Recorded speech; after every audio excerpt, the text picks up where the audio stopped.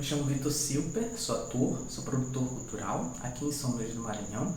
Sou formado em teatro pela Universidade Federal do Maranhão e estou mestrando em artes cênicas por essa mesma instituição. E hoje eu vim dividir um pouquinho aqui com vocês, bater um papo sobre a Mostra Online de Teatro na Escola.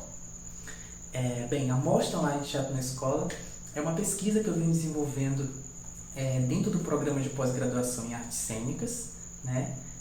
Com também pelo grupo de pesquisa Laboratório em Tecnologias Dramáticas, também da UFMA, né? O LabTech Drama. Dentro dessa pesquisa, o propósito é investigar essas possibilidades de mediação cultural envolvendo 3 instâncias artístico-pedagógicas. Quais são elas? São os artistas, né? Os professores e os alunos. Essas 3 instâncias aí, né, da esfera da educação e da cultura que são unidas para um processo de aprendizagem e formação de espectador aqui no Maranhão.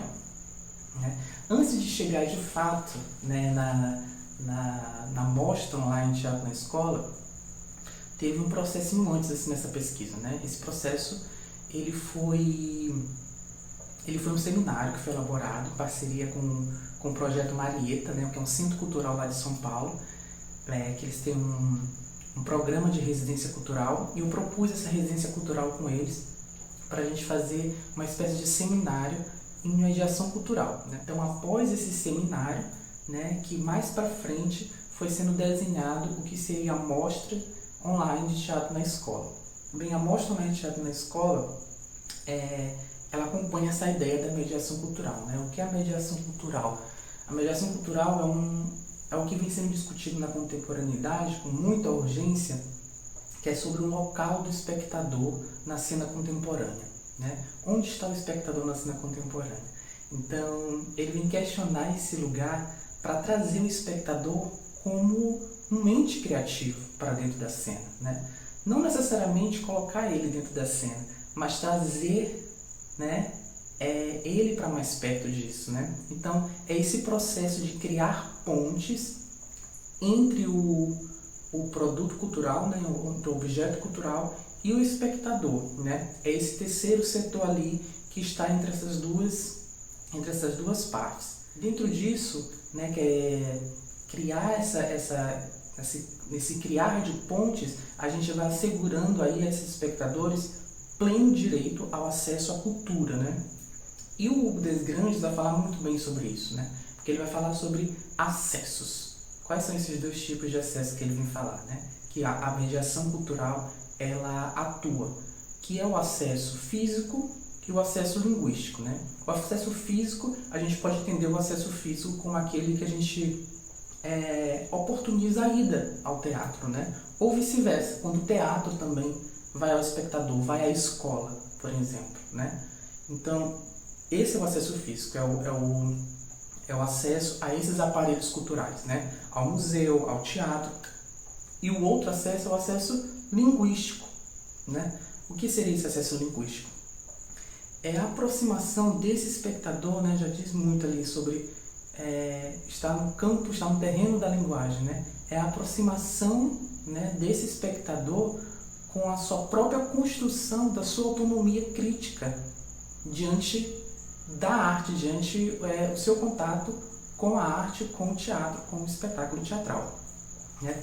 Então, não é só ir ao teatro, né? Mas aproximar ele do pensar, do fazer, do refletir, do reverberar, do sensibilizar a partir desses processos artístico-pedagógicos que a mediação cultural vai trazer. E esse processo de mediação cultural, ele é dividido em algumas fases, segundo Neil Wendell. Né? É o antes, né? A primeira fase é o antes, que é essa fase antes da ida ao teatro, antes da apreciação do espetáculo, né, propriamente dito. Né? Então o espectador é convidado a se sensibilizar. Né? É a fase também em que a gente mobiliza esse espectador. Né? O Neil vai definir esse antes como uma fase de mobilização, de sensibilização e de preparação para esse espectador assistir o espetáculo. Né? A gente não deve confundir essa fase, por exemplo, como persuadir o que o espectador tem que pensar a partir daquilo. Não, é longe disso. Né? Na verdade, é criar possibilidades para que ele crie as suas próprias definições sobre o que irá ver, né? Sobre o que ele vai ver. O durante é a segunda fase, né? O durante é esse processo de apreciação, é a ida ao espetáculo, né? Que ele vai falar de encontro, de apropriação e de reflexão. E o terceiro momento, as atividades que vão ser feitas pós a ida ao espetáculo, pós a apreciação teatral, né? Pós a fruição daquele espetáculo, que vão ser atividades de reverberação, de internalização e do reconhecimento, né? Então, o processo de aprendizagem, ele vai sendo costurado, né, passando por essas fases, né? O antes, o durante, o depois, né? E ali vai se provocando a construção de um espectador crítico e autônomo. E a Mostra Online de Teatro na Escola, ela tomou também como pilares as três competências do mediador cultural, né, que também são dadas pelo Ney Wendel. Quais são essas competências? As competências artístico-pedagógicas, as competências de produção e as competências de comunicação. Aqui a gente vai adentrar melhor na artístico-pedagógica, né? Como é que foi sendo estruturado? A mostra, ela traz 2 espetáculos, né? Existe muita coisa que não te disseram na escola, de Brena Maria, e o Rádio, de Necília Monteiro. São 2 espetáculos de artistas maranhenses, né?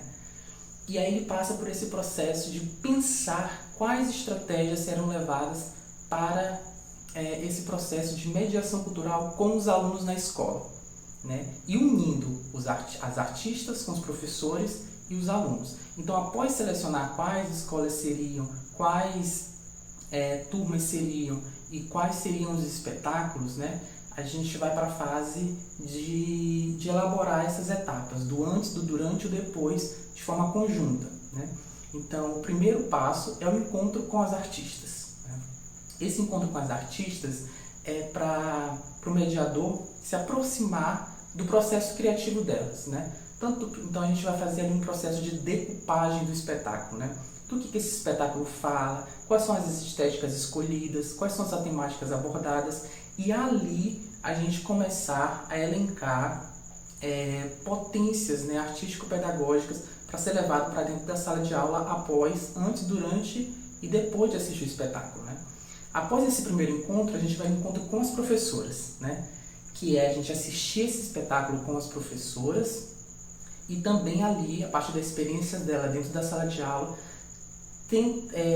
tentar desenhar, né, rascunhar essas atividades de mediação cultural pensadas no antes, né, nas características do antes, na fase do antes, do durante e do depois, né?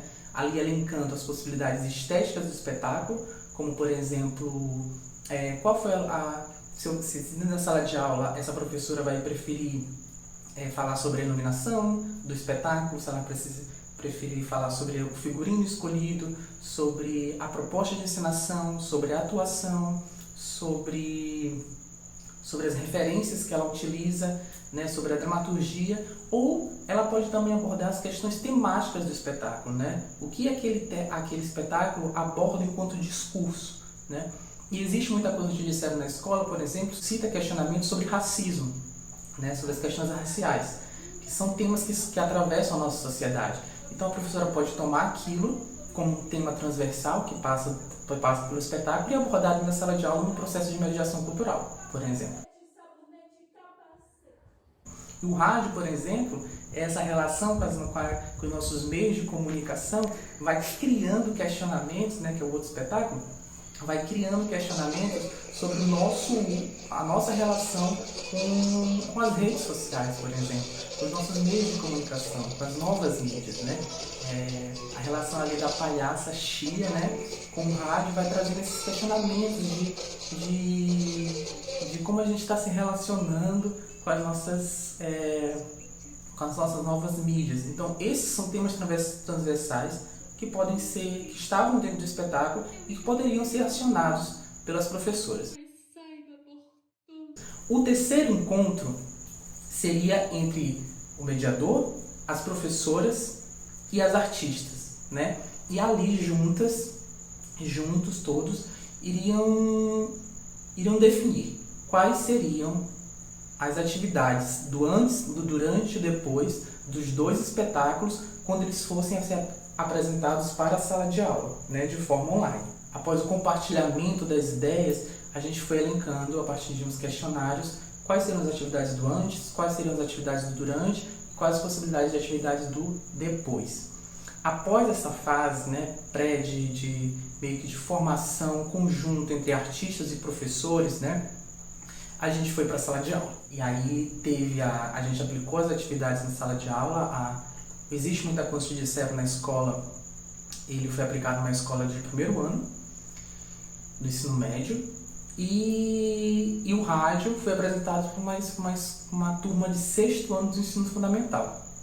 Então, essas duas características também são levadas em conta nessa aplicação de atividades, né? Nessa elaboração de atividades. Quais atividades que vão pensadas também para essas faixas etárias, né?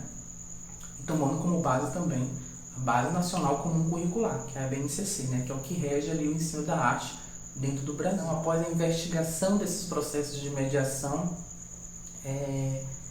e após a aplicação na sala de aula, nós vamos colhendo os frutos no meio do caminho, né? O depois é sempre uma fase interessante para a gente conseguir dimensionar ali qual foi a importância daquele projeto para dentro da escola, né? Qual foi a importância desse evento para as escolas. E aí surgiu poemas, surgiu confecção de rádio, surgiu slams, né, poesia de slam, surgiu música de rap, e houve outras manifestações artísticas culturais a partir do que foi sendo debatido dentro da sala de aula, a partir dessas atividades que foram sendo instigadas pelas professoras dentro da sala de aula, né? Então, tinha o acompanhamento do mediador, né, mas também tinha essa professora, né, tomando a postura de mediadora cultural dentro da sala de aula, né, de provocadora, de questionadora, sobre as questões que rodeavam os espetáculos que os alunos tinham acabado de assistir. Os espetáculos eles são de forma virtual, né, por conta da pandemia, então não podiam ser presenciais, por isso ela foi pensada online, né? Então os espectadores, depois da fase do antes, eles iam para o YouTube, a gente fornecia o link, eles iam para o YouTube e depois eles retornavam para a sala. Quando eles retornavam para a sala, a artista já estava dentro da sala virtual. E ali já começava a fase do durante, né, também, que é essa fase da reflexão a partir desse contato com a artista que eles acabaram de assistir. E aí depois a artista vai embora e a gente tem um próximo encontro, que é essa reverberação, né, que é as aplicações das atividades que vão suscitar a internalização daquilo, né, o reconhecimento com as questões abordadas pelaquele espetáculo, né, tanto em seus aspectos estéticos quanto em seus aspectos temáticos. Queria agradecer ao SESC a oportunidade de estar aqui dividindo um pouquinho sobre essa pesquisa que está sendo desenvolvida dentro da universidade, mas que atua diretamente dentro do meio cultural local, né? Pontuar a importância de fazer esse diálogo, né, entre entidades como o SESC e a universidade, né? Acho que essa união tem muito a somar. Queria pedir para vocês sigam as redes do SESC, acompanhem a programação por aqui, que tem muita coisa boa. Também acompanhem, quer saber mais um pouquinho sobre mim, sobre a Monte, vocês podem acompanhar lá nas minhas redes sociais também, @vsilper. É isso e até mais.